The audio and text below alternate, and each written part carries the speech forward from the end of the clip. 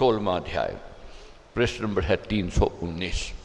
श्री भगवान ने कहा, हे भारत, निर्भयता, ये मत समझना कि 100% हमारे अंदर होंगे। परसेंटेज लेकर के आनी है। 30% है, 33% है, 40% है, 33 वाला पास हो जाता है, 40 है, 50 है तो आगे सेकंड डिवीज़न में है या फर्स्ट डिवीज़न में है या मेरिट्स में हम आ रहे हैं, ये अपने आप जानना समझना।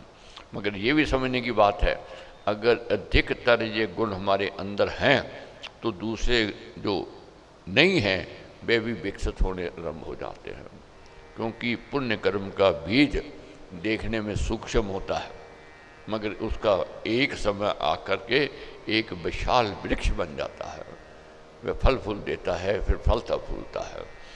इसलिए यज्ञ कभी व्यर्थ नहीं जाता, पुण्य कर्म कभी व्यर्थ नहीं जाता है।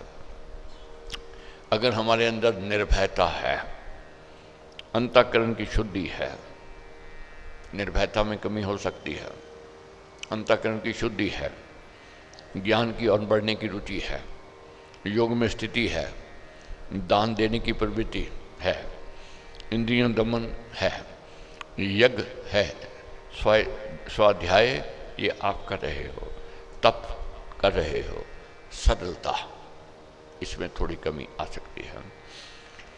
निर्भयता और सरलता, इसकी ओर अधिक ध्यान देना है। अब आगे अहिंसा, सत्य, अक्रोध, त्याग, शांति, अपैशन, भूतों में दया भाव, लोभ लालसा रहित होना, कोमलता, लज्जा और अचंचलता, इसमें से भी अधिक गुण आप में पाए जाएंगे, ये निश्चित बात है। यही गुण आपको यहाँ लेकर के आ रहे हैं।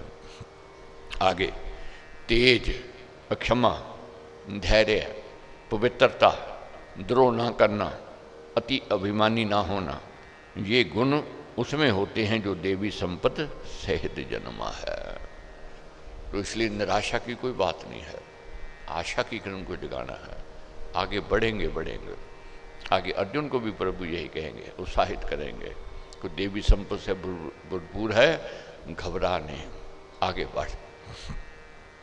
देवों के ये गुण, जो गुण हो उन्हें देवी संपत्ति कहा है। जो मनुष्य अपने ज्ञान और कर्म योग आदि गुणों को प्राप्त करके मानुषी स्वभाव से ऊपर देव रूप हो गया हो, उसके ऊपर कहे चिन्ह है। दूसरे अध्याय का स्थिर बुद्धि मनुष्य, अब पीछे कहा की बात, दूसरे अध्याय का स्थिर बुद्धि मनुष्य आप्त और प्रमाणिक मनुष्य है। छठे अध्याय का योग अरूढ़ पूरा कर्मयोगी मनुष्य है। 12वें अध्याय का भक्त मनुष्य तन मन धन से ईश्वर अर्पित परम त्यागी और परमेश्वर का परम प्यारा है। 14वें अध्याय में वर्णित गुणातीत मनुष्य प्रकृति के बंधनों से पार पहुंचा हुआ है और इस 16वें अध्याय का देव गुण युक्त मनुष्य शुद्ध देव स्वरूप है। अब जो 16वें अध्याय में हम अध्ययन कर रहे हैं, अगर ये गुण हमारे अंदर है तो उसको देव स्वरूप कहा गया है। अब अपने आत्म निरीक्षण करते हुए नंबर आप ही आपने आपको देने हैं, कितने नंबर हैं, क्या हमारी पोजीशन है। अब देखना है असुर वृत्ति तो नहीं हमारे अंदर, असुर भाव तो नहीं, असुर संपत्ति तो नहीं। हे भारत, असुरों के अवगुणों के सहित जन्मे हुए मनुष्य के ये चिन्ह हैं। अब कौन से चिन्ह हैं? वे दंभ, वे दिखावा करते हैं, अंदर नहीं कुछ भी मगर बाहर दिखावेंगे, आडंबर करेंगे, दिखावा दंभ करते हैं, ये असुर वृत्ति है। घमंडी होना, ये भी असुर वृत्ति है। अभिमान, अति अभिमान की ओर जाना, ये असुर वृत्ति है। क्रोधी होना, क्रोध बहुत बुरा है, क्रोध से बचना है। क्रोध हमारी कितनी कड़ी कड़ाई को खत्म कर देता है, साफ कर देता है। कितने हम यत्न करते हैं, कितने प्रयत्न करते हैं, कितना प्यार करते हैं, कितना नज़दीक आने की यत्न प्रयत्न करते हैं, मगर क्रोध की अग्नि सब खत्म कर देती है, व्यक्ति को दूर ले जाती है। इससे बचना है। क्रोध जिसने क्रोध को जीत लिया, तो महाराज कहते हैं उसने समझ लो आधी लड़ाई जिंदगी की जीत ले। जो क्रोध के अधीन है वो सारी लड़ाई हार गया, समझो उसकी जीत नहीं हो सकती है। क्रोध से बचना है, क्रोध शत्रु है हमारा। हम लोग कहते हैं क्रोध क्यों ना करें जब हमारी कोई बात मानता नहीं, क्रोध काम करवाने का कोई ढंग नहीं है। क्रोध से बचना है और घमंड से बचना है, अभिमान से बचना है, कठोर स्वभाव नहीं होना चाहिए। और इसी प्रकार अज्ञान असुर वृत्ति है। पापों से मोक्ष पाने के लिए देवी संपत्ति है। अगर पापों से मुक्ति पानी है, प्राप्त करनी है, तो देवी संपत्ति को एकत्रित करना पड़ेगा। पापों के बंधन के लिए आसुरी संपत्ति समझी गई है। जो असुर वृत्ति को नहीं छोड़ता है वह पापों की ओर बढ़ता है।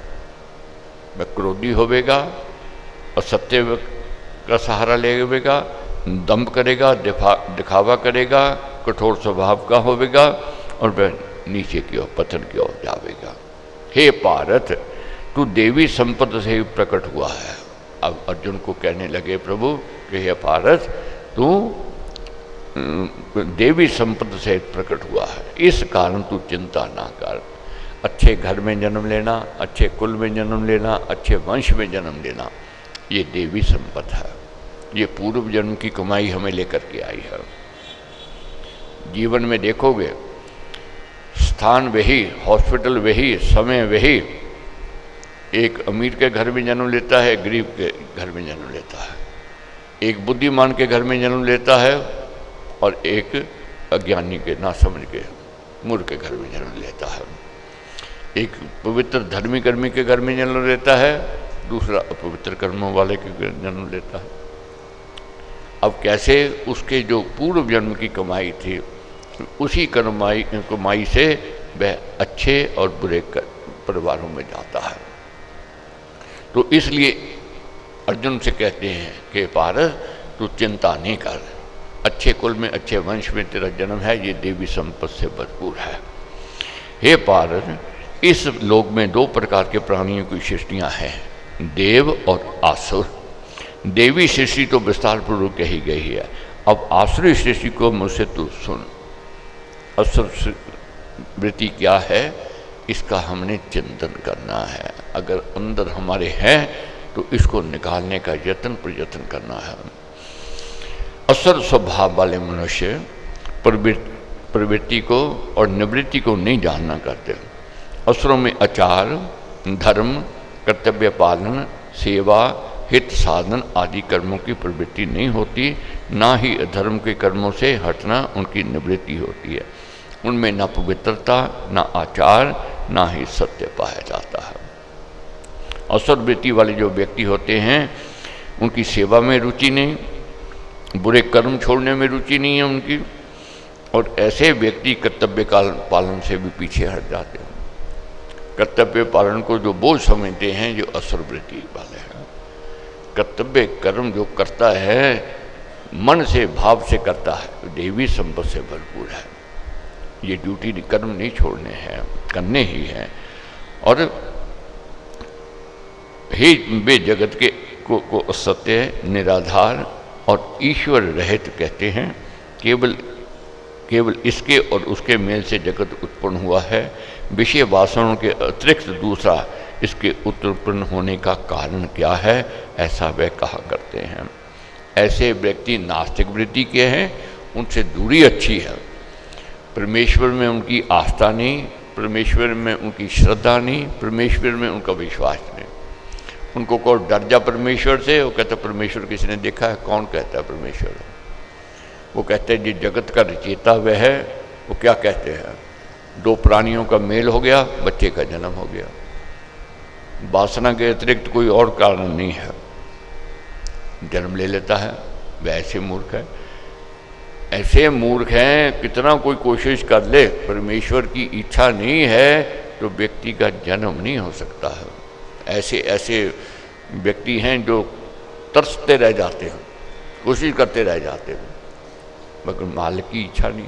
मालिक की इच्छा के बिना पत्ता नहीं हिल सकता है। यहाँ तक देखो, बेमौसमी आप फल देख लो, विज्ञान ने बहुत तरक्की कर ली, बड़े बड़े तरीके के फल बनाने लग गए और बेमौसमी में आने लग गए। मगर मौसम के बिना अगर जो फल होता है उसमें रस नहीं है, उसमें मिठास नहीं है। वे फीके होंगे या खट्टे होंगे, उनमें रस नहीं आवेगा। ये रचेता है, उसकी रचना है, उसकी लीला है। ये कौन जानता है? ये देवी संपद वाला जानता है। ऊपर के ही इस धारणा को पकड़कर नष्ट आत्मा वाले, अल्प बुद्धि और घोर कर्मों के करने वाले जगत के शत्रु जगत के नाश के लिए तैयार हो जाते हैं। वे दंभ, मान और अहंकार से युक्त अपवित्र व्रतों वाले, कठिनता से पूर्ण होने वाली कामना का आश्रय लेकर और मोह से, अज्ञान से झूठे विचारों को ग्रहण करते रहते हैं अथवा कामों को करते हैं। प्रलय पर्यंत चलने वाली अपरिमित चिंता को आश्रय किए हुए कामनाओं के उपभोग में ही तत्पर, कामनाओं को तृप्त करना ही जीवन उद्देश्य है, ऐसे निश्चय वाले हैं। असुर वृत्ति वालों का क्या है? कामना की पूर्ति ही एक उद्देश्य है। कहीं ले जाओ उनको, कह दो कि वहाँ तेरी कामना पूर्ण हो जाएगी, वहाँ भाग जाएंगे। कोई नहीं देखेंगे मेरा धर्म है या अधर्म है, नहीं देखेंगे। उनका उद्देश्य केवल यही है, मेरा मनोरथ पूर्ण होना चाहिए, मेरी कामना पूर्ण होनी चाहिए, मेरी इच्छा पूर्ण होनी चाहिए। आशाओं के सैकड़ों पाशों में फंसे हुए काम और क्रोध में परायण जन कामनाओं के भोग के लिए न्याय से धनों के संचय को करना चाहते हैं। उनकी प्रवृत्ति क्या होती है? क्रोध करने की होती है। किनकी? जो कामनाओं के पीछे भागते हैं। कामना तो पूर्ण होती नहीं। सभी कामनाएं अगर पूर्ण हो जाए तो बात क्या है? संतोषी जो है क्रोध पर कंट्रोल कर सकता है, मगर जो असंतोष में है, जो कामनाओं के अधीन है, वह क्रोधी रहेगा, कड़वे शब्द बोलेगा और मिठास से दूर हो जाएगा। तो क्या कहते हैं? ऐसे व्यक्ति जो होते हैं फिर वे अन्याय भी करते हैं और अन्याय से पैसा कमाने का भी यत्न करते हैं कामना की पूर्ति के लिए। उनको क्या दिन रात धुन रहती है? उनको रात दिन यही धुन लगी रहती है कि आज ये मैंने प्राप्त कर लिया है, आगे को इस मनोरथ को मैं प्राप्त कर लूँगा, ये धन तो मेरे पास है और फिर ये धन भी मेरा हो जाएगा। दिन रात धुन में है किसकी? कामना की पूर्ति के लिए। लोभ लालसा में भरे रहते हैं, स्वार्थ में भरे रहते हैं। ये तो धन आ गया और जो दूसरे को दिखाई देता वो भी मैंने अपने आप ले आना, अपने पास ले आना है, ये धुन लगी रहती है। ये शत्रु तो मैंने मार डाला है और दूसरे शत्रुओं को भी मैं हनन कर दूंगा। मैं ईश्वर समर्थ हूँ, मैं सुखों का भोगता हूँ, मैं सिद्ध हूँ। अपने आप को अहंकार में, अभिमान में लेकर के आते हैं, अपने आप को ईश्वर समान समझते हैं और मैं सर्वसमर्थ हूँ और सुखों का भोगता हूँ, ऐसे विचार वाले होते हैं। मैं बलवान हूँ, मैं सुखी हूँ और मैं धन जन आदि से संपन्न हूँ, मैं कुलीन हूँ। चार पैसे आ जाएंगे, अहंकारी हो जाएंगे और कहेंगे मैंने कमाया, मैंने बनाया, मेरी मेहनत, तेरी मेहनत क्या है? अगर मेहनत से पैसा मिले तो सब मेहनत करने वाले करोड़पति बन जाएं, अरबों खरबों करोड़पति बन जाएं। मेहनत जब तक नहीं मिलेगी तब तक बात नहीं होगी। ऐसे व्यक्ति जो असुर वृत्ति के हैं, यज्ञ भी करते हैं, ये नहीं कि यज्ञ नहीं करते हैं, मगर यज्ञ का उद्देश्य कुछ और होता है। क्या है? मैं यज्ञ करूँगा, दान दूंगा और मोद मनाऊंगा। इस प्रकार अज्ञान से बहुत मोहे हुए, दुविधा के कारण भ्रांतियों में पड़े, मोह के जाल में घिरे हुए और कामनाओं के भोगों में निमग्न अपवित्र नरक में जा गिरते हैं। वे मरकर घोर नरक में जा पड़ते हैं। अगर ये स्थिति है तो नरक मिलेगा। इस नरक से हमने बचना है। यज्ञ करना है ये भाव से कि मेरी ड्यूटी है, मेरा कर्तव्य है। दान देना है मेरी ड्यूटी है, मेरा कर्तव्य है। मालिक ने मेरे को दमड़े दिए, मालिक ने मेरे पर ट्रस्ट किया, भरोसा किया। धन्यवाद उस मालिक का मेरे हाथों से दिलवा रहा है। धन्यवाद उस परमेश्वर का जो मेरे हाथों से सेवा करवा रहा है। मैं सेवा नहीं कर रहा हूँ, वह मेरे से सेवा ले रहा है, उसका शुक्राना, उसका धन्यवाद करना है। वे अपने को श्रेष्ठ समझने वाले कौन? असुरवृत्ति वाले। अपने को श्रेष्ठ मानते हैं, हठीले हैं और धन मद में मतवाले दम्भ से विधि रहित नाम मात्र के यजन किया करते हैं। यज्ञ भी करेंगे दिखावे के लिए कि लोग कहें कि ये देखो धर्मी कर्मी है, और दान देवेंगे दिखावा करेंगे। थोड़ा दिया, बहुत व्याख्यान करेंगे, मैंने बहुत दान दे दिया, दम करते हैं।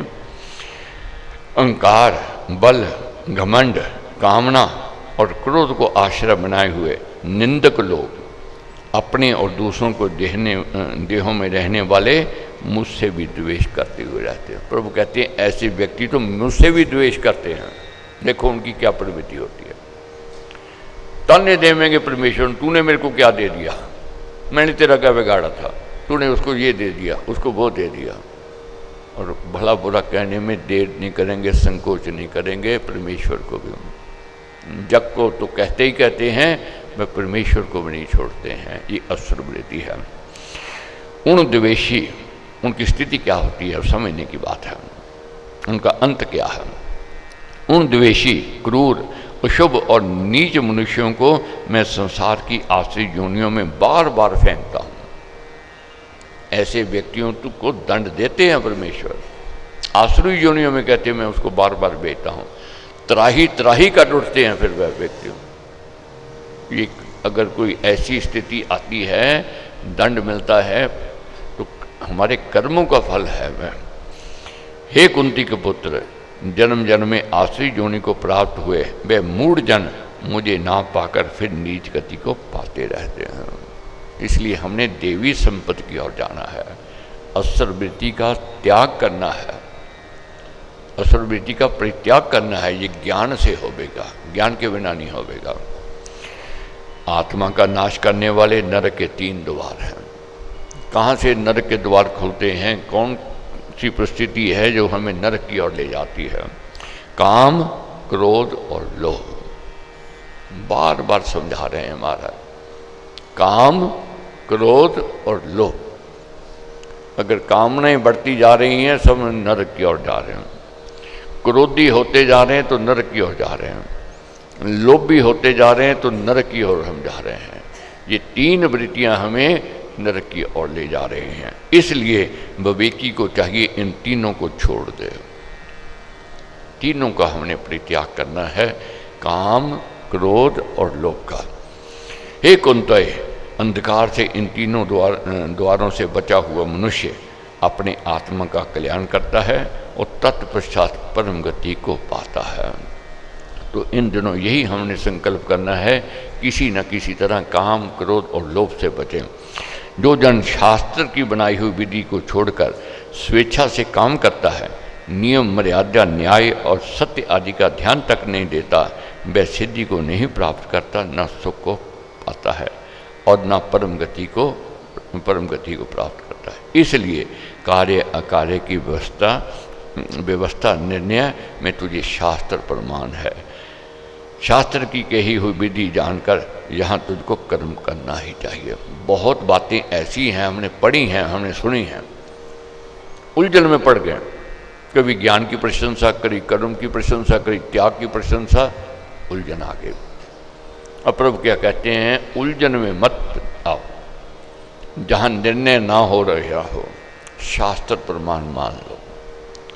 हमारे पूर्वजों ने क्या किया, हमारे संतों ने, महापुरुषों ने, ऋषि मुनियों ने कैसे किया, उनकी बात स्वीकार कर लो। अब दोष किस में नहीं है? हर एक में है। तर्क करने वाले नीचा ऐसा दिखा देंगे कि बोलती बंद करवा देते हैं। हम कहें अंडा नहीं खाना है, ये पाप है। वो कहते हैं गाय का दूध पीते हो, ये भी तो पाप है। ये तो बछड़े के लिए बना है, हमारे लिए तो नहीं बना है, भाई पाप है। अब क्या जवाब दोगे उसका? कहते हैं जी अगर शहद खाते हो, उसको पवित्र मानते हो, शहद कैसे निकलता है?